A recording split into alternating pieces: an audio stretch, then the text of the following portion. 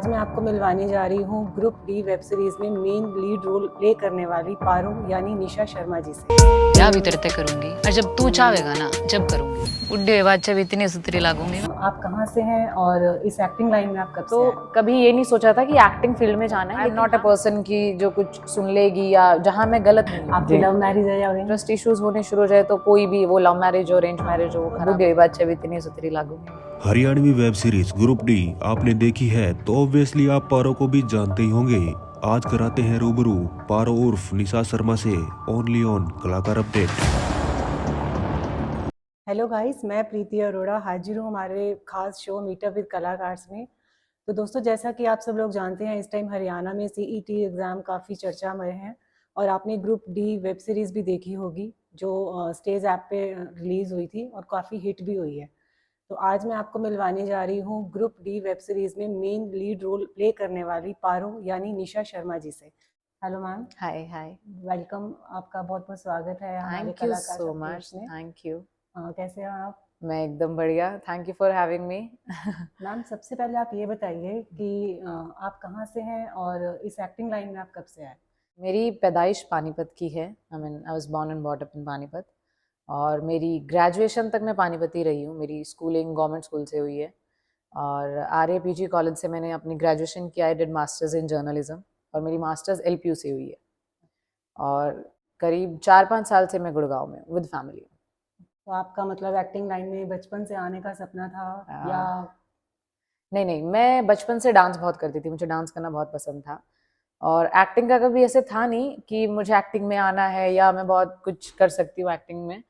लेकिन जैसे कॉलेजेस में यूथ फेस्टिवल्स होते हैं, मैंने अपनी बैचलर्स में मेरे टीचर्स ने मुझे फोर्स करके यूथ फेस्टिवल में डाला और यूथ फेस्टिवल का कीड़ा कहते हैं कि एक बार लग गया तो वो निकलता नहीं है। तो मैंने उसके बाद 5 साल यूथ फेस्टिवल किया, नेशनल तक किया और फिर बस पहले साल के बाद चीज़ें शुरू हो गई, फिर टीवी शुरू हो गया धीरे धीरे। एक्चुअली क्या होता है ना, जब बच्चा छोटा होता है तो उसकी सोच अलग होती है। कभी वो सोचता है मुझे डॉक्टर बनना है, कभी वो सोचता है मुझे टीचर बनना है। तो जैसे जैसे वो बड़ा होता जाता है, उसकी उम्र के साथ, टाइम के साथ चीज़ें सोच और चीज़ें सोच सब बदलती। बदलती जाती हैं। तो आपके साथ भी ऐसा था कुछ? हाँ, बिल्कुल। मतलब पता नहीं क्यों इनिशियल टाइम पे जब when I was in school like मैं बहुत शाय थी। मैं ज़्यादा बात नहीं करती थी। अंदर बहुत बातें चलती थी, मैं बहुत टॉकेटिव थी इंटरनली, लेकिन इतनी एक्सप्रेसिव नहीं थी कि मैं कहीं भी खड़े होके कुछ भी बोल दूँ काइंड ऑफ। लेकिन मेरी चीज़ें, मेरे थॉट सभी चीज़ें चेंज हुई मेरी बैचलर्स में आने के बाद। मुझे मेरे टीचर्स बहुत अच्छे मिले। मुझे गाइडेंस बहुत अच्छी मिली। मेरे फैमिली में मेरे ब्रदर है बड़े, मेरी भाभी हैं, मम्मी है, बहन है। तो दे वर लाइक ऑलवेज सपोर्टिव कि जो तू कर रही है मतलब करती रहे, क्या चीज़ तुझे नहीं करनी चाहिए, क्या करनी चाहिए, किस मतलब वो गाइडेंस मुझे मिलती रहती है घर से। तो इनिशियली ऐसा नहीं था कि मुझे एक्टर बनना है, क्योंकि मेरा फैमिली बैकग्राउंड भी नहीं था एक्टिंग का, इतना एक्सप्लोर करने वाला नहीं था, क्योंकि मैं भी उसी कंजर्वेटिव फैमिली से थी कि मतलब जहाँ थोड़ी बंदिशें होती थी कि ये नहीं करना है, वो नहीं करना है। लेकिन ये है कि विद टाइम जहाँ चीज़ें करती गई धीरे धीरे, वो देखते गए, वो सपोर्ट मिलता गया और आगे काम होता गया। तो कभी ये नहीं सोचा था कि एक्टिंग फील्ड में जाना है, लेकिन हाँ मुझे एक्सप्लोर करना पसंद था बहुत। ये नहीं पता था कि जाऊँ कहाँ। फिर लाइक जब मैं 10th 11th में थी तो ये होता है कि अब आगे क्या करना है काइंड ऑफ। तो मुझे जर्नलिज्म करना था हमेशा से कि मुझे वो पहले तो स्टार्टिंग में तो यही होता है ना, बच्चे को टीवी पे देख लिया कि मुझे टीवी पे आना है, मुझे रिपोर्टर बनना है, एंकर बनना है। लेकिन जब मैं जर्नलिज्म मैंने शुरू किया तो धीरे धीरे चीज़ें खुलती गई, थोड़ा माइंड एक्सप्लोर होता गया कि मुझे एक्चुअली किस फील्ड की तरफ जाना चाहिए। तो जैसे मैं अभी जॉब भी कर रही हूँ, working as a voice over artist in a firm. तो वो चीज़ें पैरेलली चलाई कि मैं अपना पैशन भी ना खोऊं और मैं अपना प्रोफेशन भी ना खोऊं। तो धीरे धीरे पता चलता गया और अभी भी पता चल ही रहा है, क्या पता आगे क्या होगा, मैं क्या कर रही हूँ। जो होगा बहुत अच्छा ही होगा। Thank you so much. तो फैमिली ने मतलब आपने पूरा सपोर्ट किया फैमिली में ना? इनिशियली नहीं, मतलब जैसे जर्नलिज्म में भी क्या होता था कि हमारे कॉलेज के जो टीचर्स इतने अच्छे थे, तो हम लोग बुलेटिन्स और ये जो रेडियो के शोज होते हैं ये हम खुद से बनाते थे अपने स्कूल में। हमारे डिपार्टमेंट्स होते थे, स्टूडियोज होते थे हमारे पास। तो वो स्टार्टिंग से ही वो चीज़ें यूज करना और एक्सप्लोर करना शुरू कर दिया था। In between like I worked with news 18, I worked with my FM, I worked with community radios, बहुत सारे रेडियोज के साथ काम किया। तो उनके लिए भी परमिशन नहीं मिलती थी स्टार्टिंग में, तो कि ये बहुत एक्सप्लोरिंग फील्ड है, क्या करोगे जाके, kind of I was like कि वो मनाना चलता रहता था कि प्लीज मुझे एक बार भेज दो, देखना यहाँ से ये मैं करके आऊंगी, ये तो आपको अच्छा लगेगा। फिर धीरे धीरे ऐसे होने लगा कि मेरे स्टेज शोज भी होते थे या मैं कहीं इवेंट पे भी जाती थी तो मेरी फैमिली आती थी। इवन मैं जब एलपीयू से अपनी मास्टर्स कर रही थी तो मेरे शोज दूर दूर होते थे, हमारे जो नेशनल यूथ फेस्टिवल्स होते हैं, तो मेरे मेरे भैया मेरी पूरी फैमिली को लेके आते थे यहाँ से, गुड़गांव से, सबको कि चलो निशा का शो देखने जाना। तो धीरे धीरे ही बैलेंस बनता है, मुझे लगता है। इनिशियली कोई नहीं मानता, कोई अपने बच्चों को नहीं बोलेगा कि बिल्कुल, इस फील्ड में लाइन घुसो। आने की। हाँ, एक्चुअली होता क्या है ना, जब आप बहुत अच्छा करके दिखाते हैं ना हम्म, अपनी फैमिली को, अपने हम्म, पेरेंट्स को, तो हम्म, फैमिली खुश होके ना और पुश करती है कि और आगे बढ़ो आप। एग्जैक्टली तो एग्जैक्टली। वही चीज होती है। ग्रुप डी का कोई एक डायलॉग हो जाए। ग्रुप डी के डायलॉग्स बहुत सारे, जितने भी मोनोलॉग्स थे वो बहुत अच्छे खासे चले हैं। मतलब जब ग्रुप डी पहली रिलीज ही हुई थी, मुझे नहीं लगता था कि इतना हरियाणा में इतना ज्यादा पसंद आएगी लोगों को, क्योंकि लड़कियां इतनी बोल्ड दिखाना बड़ा टफ लग रहा था हमें इनिशियली, क्योंकि लड़के दिख जाते हैं, वो थोड़ा स्वैग दिख जाता है, बहुत पसंद आता है लोगों को, लेकिन इतना एक्सपेक्टेड नहीं था कि हरियाणा के लोगों को लड़कियां इतनी बोल्ड पसंद आएंगी। तो बहुत सारे डायलॉग्स थे उसके, फेमस हुए। इवन अभी तक भी मेरे इंस्टाग्राम पे इतने ज्यादा फॉलोअर्स नहीं, I am not that much social on ये इंस्टाग्राम पे और फेसबुक पे कि मैं सेकंड सेकंड की स्टोरीज डालती रहूं। I am very introvert kind of person socially बहुत। तो मेरे पास लिटरली आज तक भी कई मैसेजेस या कमेंट्स मेरे डायलॉग्स के साथ आ जाते हैं कि ये वाला डायलॉग, लेडी रणदीप हुड्डा, बहुत उस टाइम तो मतलब कहीं भी मैं जाती भी थी तो इवन गुड़गांव में भी मुझे बहुत सारे लोग ऐसे मिले, कहीं मिल गए तो मैम वो एक बार डायलॉग बोल के दिखाना है, तो वो डायलॉग ऐसे ही था कि बुढ़ी बादशाह भी इतनी सुथरी लागूंगी मैं। बहुत अच्छा है। और अपने आने वाले कुछ प्रोजेक्ट के बारे में बताओ। आने वाले अभी हैं कुछ खुद की प्रोडक्शन से हैं, जो खुद प्रोडक्शन में थोड़ा डायरेक्शन की तरफ भी सोच रही हूँ, थोड़ा बहुत जो मैं सीख रही हूँ किसी के साथ मिलके, अपने हस्बैंड के साथ मिलके ही कर रही हूँ वो।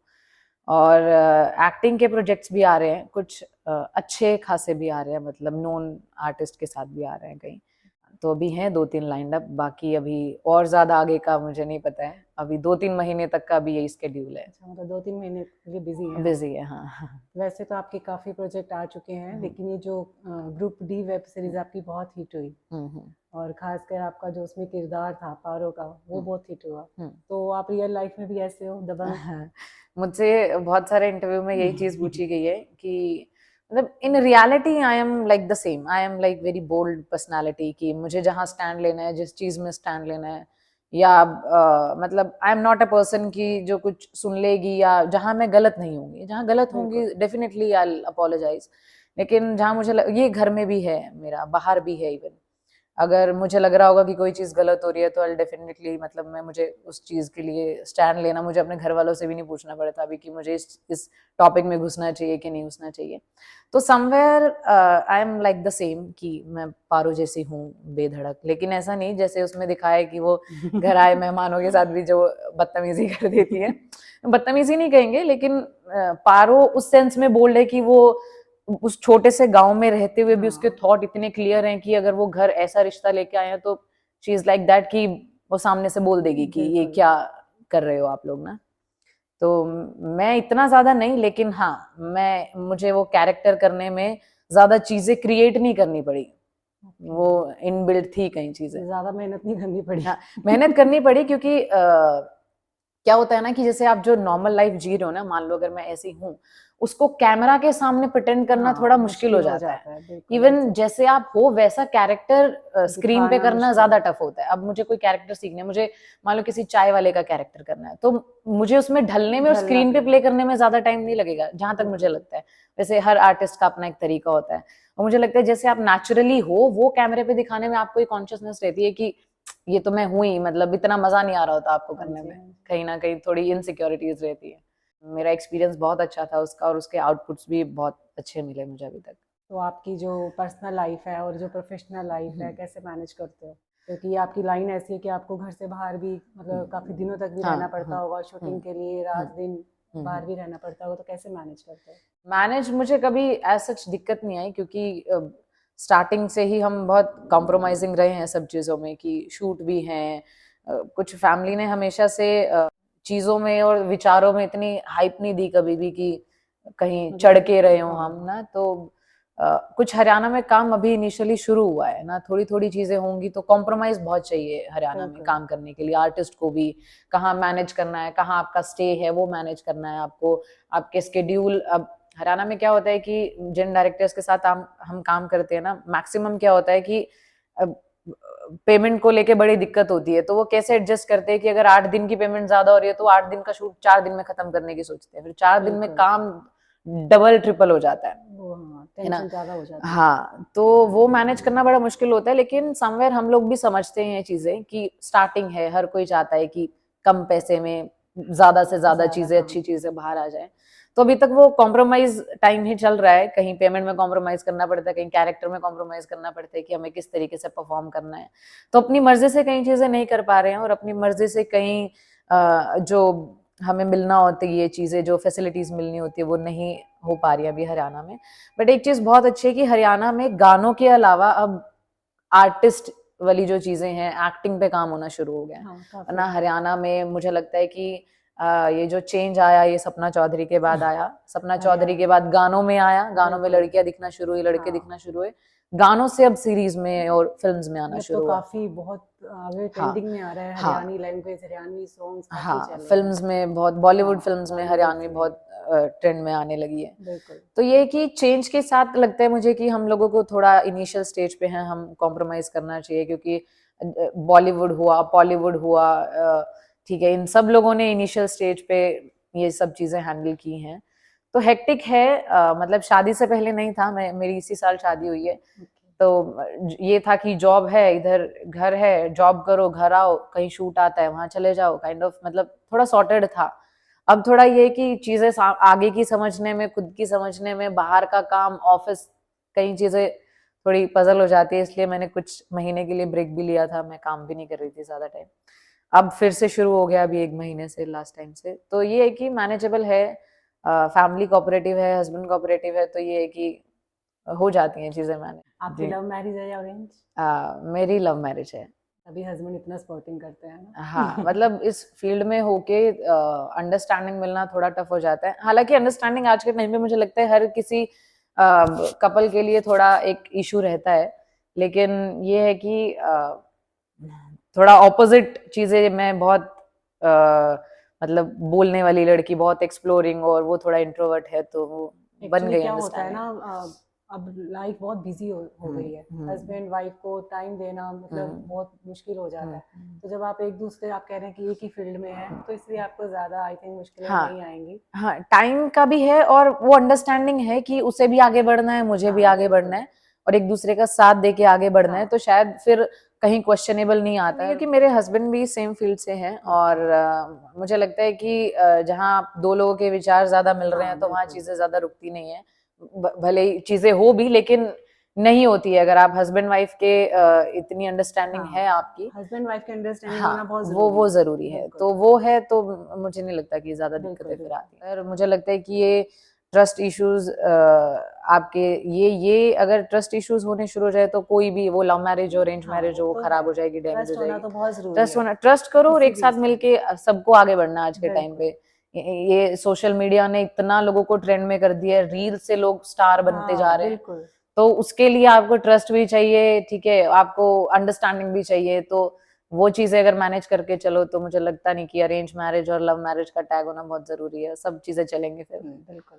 चलिए मैम, आपने बिजी शेड्यूल में से हमारे लिए इतना टाइम निकाला, नहीं थैंक यू नहीं, so much. Thank you so और मच, आपके थैंक्स टू आने यू वाले टू। प्रोजेक्ट के लिए हमारी तरफ से बहुत बहुत थैंक यू। शुभकामनाएं। तो गाइज, ये थी हमारी निशा शर्मा मैम। तो आप मिलते रहिए, हमारे चैनल के साथ अपडेट रहिए, हम आगे भी आपको मिलवाएंगे अच्छे अच्छे कलाकारों थैंक से। You so much, thank you thank you, so much thank ma'am. You, thank you.